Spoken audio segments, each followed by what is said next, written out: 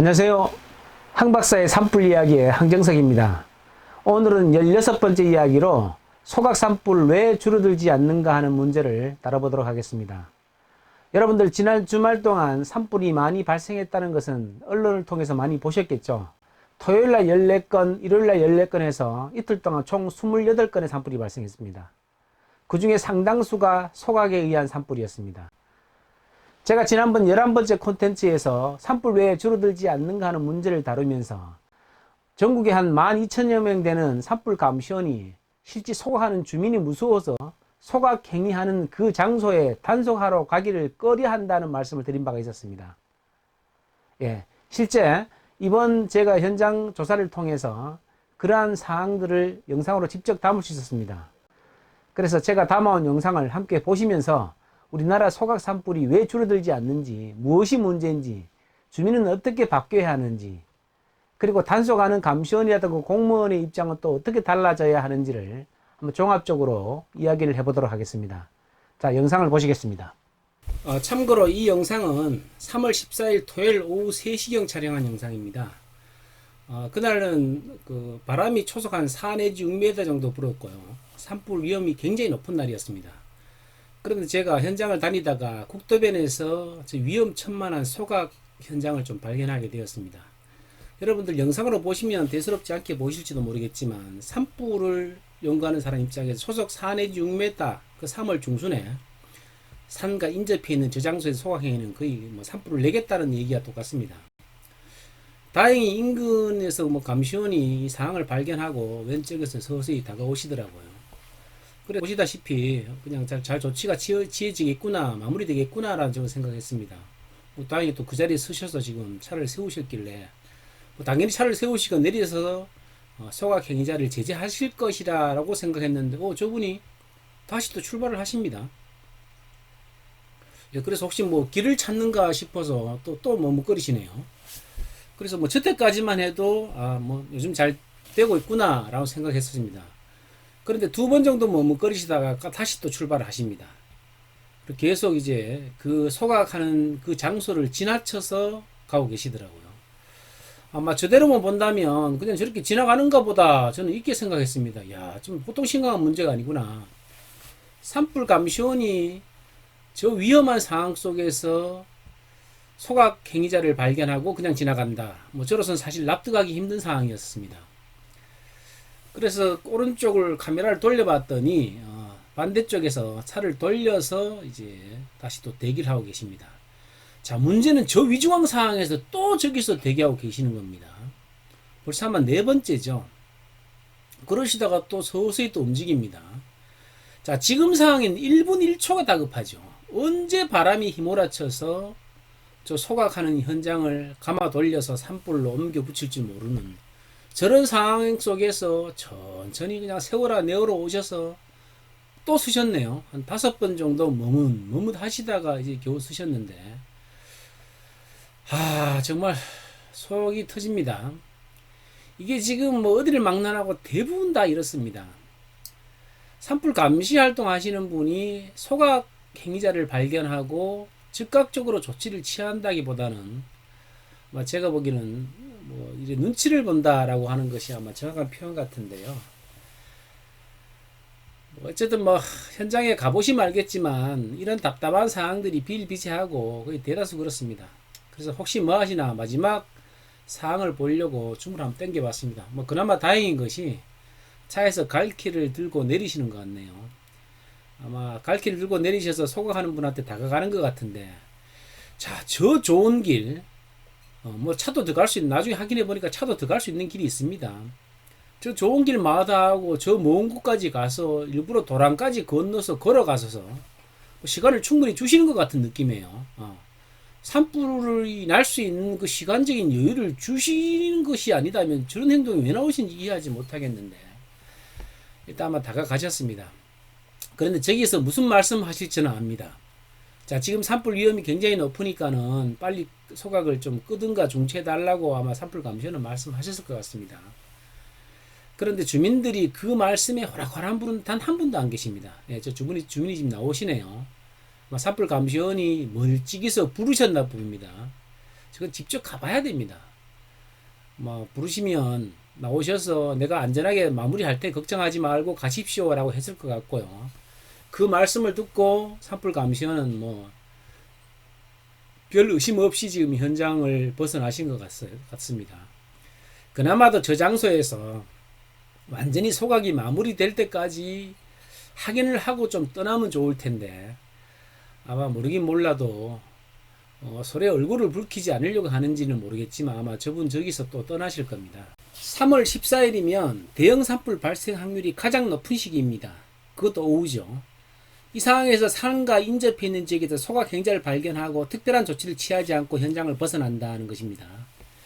왜 이런 문제가 발생하는지 우리가 좀 현장에서 진지하게 고민할 필요가 있다고 생각합니다.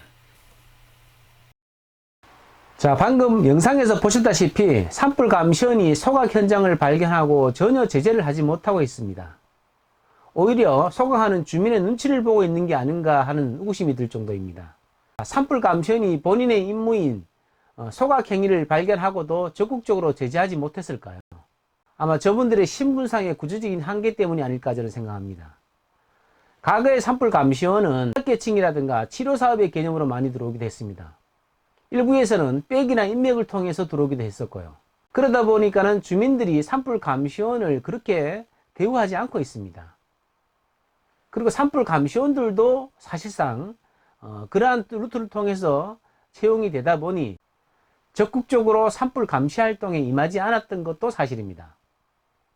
하지만 최근에 산불 감시원 진화대 하시는 분들은 과거와는 전혀 다른 양상입니다.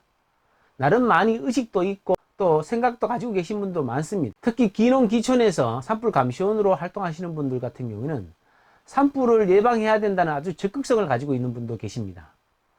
하지만 주민들 의식은 전혀 과거와 달라지지 않았다는 것이 현실입니다.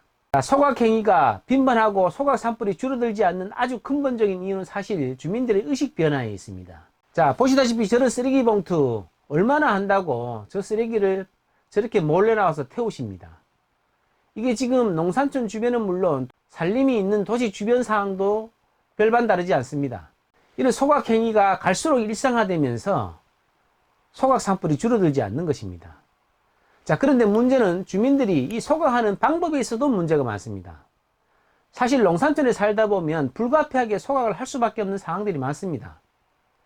가장 좋은 방법은 공동 소각을 통해서 산불 위험도를 낮추는 게 가장 중요하겠지만 그렇지 않은 경우가 많습니다. 그래서 불가피하게 소각을 할 수밖에 없는 상황이라면 안전하게 소각할 수 있는 방법을 찾아야 한다는 것입니다.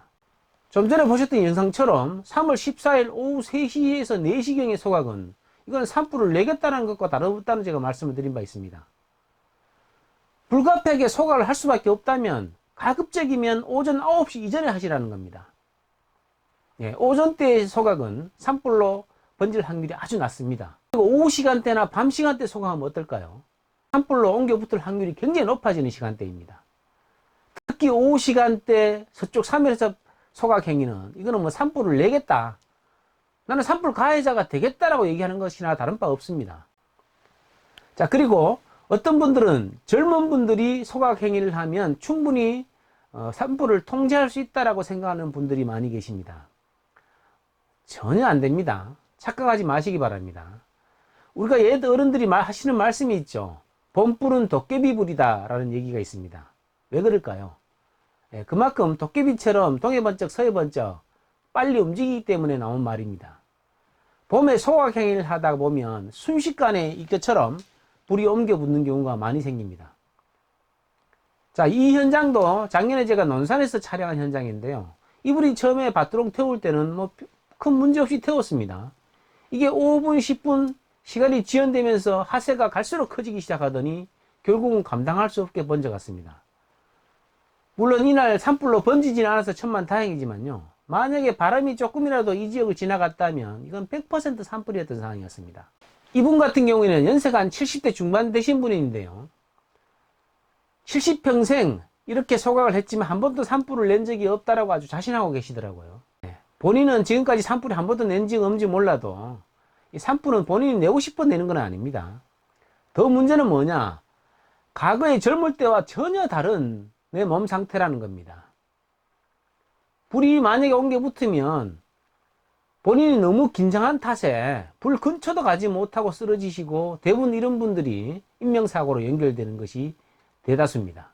이거는 2014년 제가 양양에서 찍은 사진인데요. 역시 오후 4시경이었습니다. 지금 이 상황은 좀 아찔했던 것이 뭐냐 하면, 오후 4시에 골바람이 급속히 이동하는 상황 속에서 노부부께서 농산 폐기물 태우십니다. 그런데 국도변에서 태우시다 보니까 불안하시죠. 산불 감시원도 지나다니고 소방차도 지나다니니까는 내가 불법을 저지르고 있다는 것은 범위 심리적으로 굉장히 압박을 느끼고 계신 상황입니다. 이 상황에서 여차하면 산불로 번지게 되고, 산불로 번지게 되면 그 불을 끌려고 덤벼드시게 되고, 그러다 보면 몸도 다치고 산불은 산불대로 커집니다. 정말 안타까운 사정이 현장에서 이렇게 벌어지고 있습니다. 그런데 이런 상황들은 더 이상 주민들이 어떻게 해야 된다라고 이렇게 방치할 사항들이 아니라, 저러한 사항을 적극적으로 발견해서 선제적으로 행정에서 대응할 필요가 있지 않나라는 것이 제 생각입니다. 이제는 더 이상 소각 산불 때문에 인명사고와 산불로 번져가는 것을 더 이상 방치하고 있어서만은 안 될 그런 상황이라는 것이 이 현장에서 곳곳에서 지금 드러나고 있습니다. 자, 소각 산불이 줄어들게 할 수 있는 유일한 방법은 주민들 의식 변화입니다. 하지만 주민들 의식 변화가 그리 만만한 일은 아닌 것 같습니다. 그 다음에 차선책은 뭘까요? 감시 활동을 적절하게 할 수 있는 방법을 찾는 것입니다. 그러면 산불 감시를 하고 예방 진화 단속을 하는 산불 감시원 진화대가 도움을 주는 사람으로 비춰지게 된다면 변화가 일어날 수도 있다고 저는 생각합니다.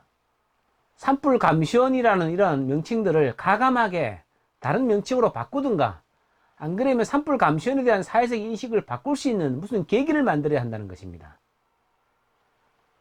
그래서 산불 감시원 보면 무조건 무턱대고 싸우려고 하는 주민, 그리고 산불 감시원은 주민이 무서워서 피해 다니는 이런 악순환의 반복에 고리를 끊어버리고, 산불 감시원이 오면 안전하게 소각이 마무리될 수 있게끔 도와달라든가, 안 그러면 산불 감시원에게 오히려 도움을 요청하는 주민의 모습들, 산불 감시원이 지나가면 차라도 한잔 하고 가라고 이렇게 정겨운 모습을 보이는 이런 사회적 분위기의 변화를 유도해야 된다는 것입니다. 그래서 산불 감시원이 그분들이 가지고 있는 어떤 구조적인 취약성을 무기로 오히려 산불 감시 활동이 더 활성화될 수 있게끔, 도우미 역할이 될 수 있게끔 이러한 변화를 추구한다면 산불 감시원 제도를 그대로 유지한 채로 또 효과적인 소각 산불 예방 활동이 진행되지 않을까 저는 생각합니다. 자, 그래서 늘 저는 교육 현장에서 말씀드린 것이 있습니다. 여러분들 힘내십시오. 누가 무시하는 것은 스스로 무시당할 수밖에 없는 조건일 수도 있습니다. 스스로 당당하게 업무에 임하시게 되면 무시하는 것이 좀 줄어들 것입니다 라고 얘기해서 제가 많이 현장의 변화를 일으킨 적도 있었는데요. 일단 산불 감시원 진화대가 좀 더 당당하게 본연의 임무에 충실할 필요가 있다라고 하는 것이 제 생각입니다. 자, 오늘은 16번째 이야기로 소각 산불 왜 줄어들지 않는가 하는 문제를 다뤄봤습니다. 자, 문제의 핵심은 주민들의 의식이 변해야 된다는 것. 두 번째, 산불 감시원이 효과적인 감시 활동을 하기 위해서는 제도적으로 뭔가 변화가 있어야 된다. 구태의연한 산불 감시원에 대한 이미지 인식을 벗어버리고 산불 관련 도우미 역할을 한다든가 조언자 역할을 할 수 있는 사람으로 거듭나고 새롭게 태어날 수 있게끔 계기를 만들어야 한다는 것입니다. 자, 행정에서도 적극 행정을 펼쳐야 합니다. 공동소각을 신청해서 하는 것이 아니라 소각에 취약한 계층을 찾아다니면서 소각 수요를 발굴을 하는 겁니다. 제가 작년에 어디에선가 그 말씀드린 적이 있었습니다. 소각 복지를 실현해야 된다는 것입니다. 농산촌 현장에서는 소각으로 인한 스트레스가 엄청납니다. 그래서 소각으로 인해서 산불로 번져나갈 확률이 높은 지역에서 그런 대상자를 적극적으로 발굴해서 수요를 찾아서 직접 소각을 해주는 것입니다. 그래서 더 이상 소각 산불이 이렇게 무방비 상태로 번져나가는 것을 예방해야 된다는 것입니다. 자, 오늘 16번째 이야기, 소각 산불 왜 줄어들지 않는가 하는 이야기를 여기서 마치도록 하겠습니다. 감사합니다.